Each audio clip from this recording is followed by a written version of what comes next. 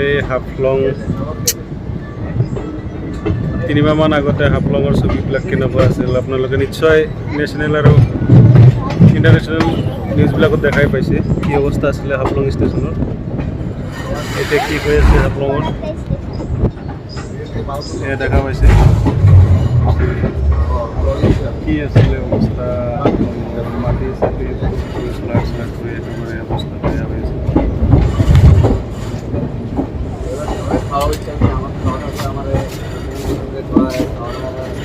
বহুত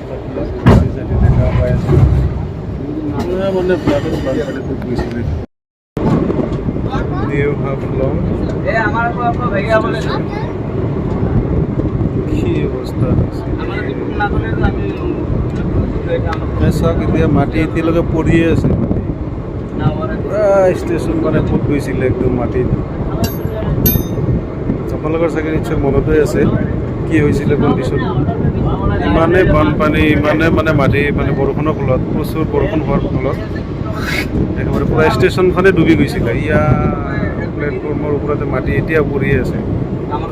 পুৰা মাটি হৈ আছে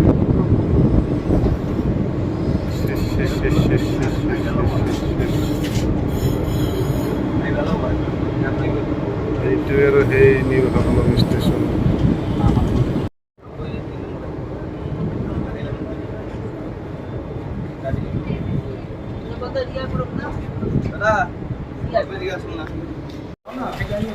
তো এইটোৱে সেই নিউ হাফলং ষ্টেচন 3 মাহ আগতে ষ্টেচনৰ ওপৰত পুৰা মাটি পাথৰ চব ভাঙি আহিছিলে তো এতিয়া অলপ ভাল মানে হোৱা নাই এতিয়ালৈকে কাম কৰিবলৈ বহুত বাকী আছে চাফা হৈ আছে ষ্টেচন নিউ হাফলং বাকীখিনিতো আপোনালোকে দেখাই পাইছে নেশ্যনেল মিডিয়াবিলাকত মই এজন মানুহ লগ পালোঁ ইফালে আহা তুমি আছামিজ বুজো নেকি আছামিজ ভাষা বুজো অসমীয়াটো আছামিজ ৰে বাবা ভাইটি এটাক লগ পালোঁ ট্ৰেইনতে একচুৱেলিতে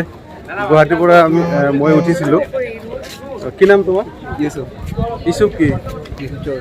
ইউচুফ চৌধুৰী ভাইটি একচুৱেলি এতিয়া মানে কলকাতাৰ অৰিজিন হৈ গৈছে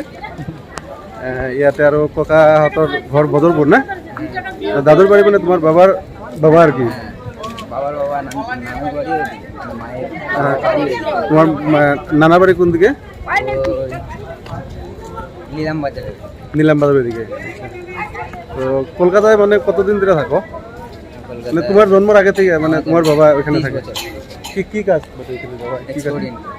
এক্সপোর্ট ইম্পোর্ট করে না আচ্ছা বাংলাদেশে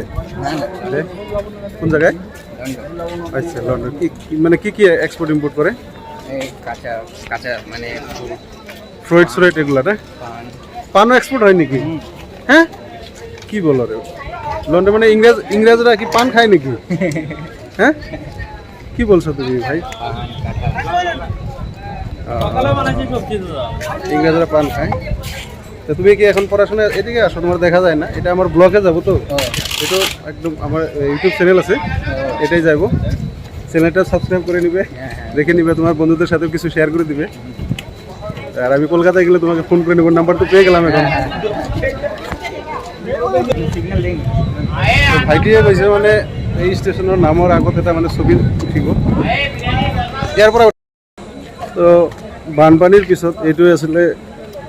হাফলং ৰেলৱে ষ্টেচনৰ ছবি আৰু তেতিয়াতো প্ৰচুৰ বৰষুণৰ ফলত কি অৱস্থা হৈছিলে এইবিলাক নিউজতে দেখাই পাইছে আপোনালোকে তেতিয়া অৱশ্যে বহুত মোটামুটি ভালেখিনি গৰমো পৰিলে দেখোন বহুত গৰম লাগি আছে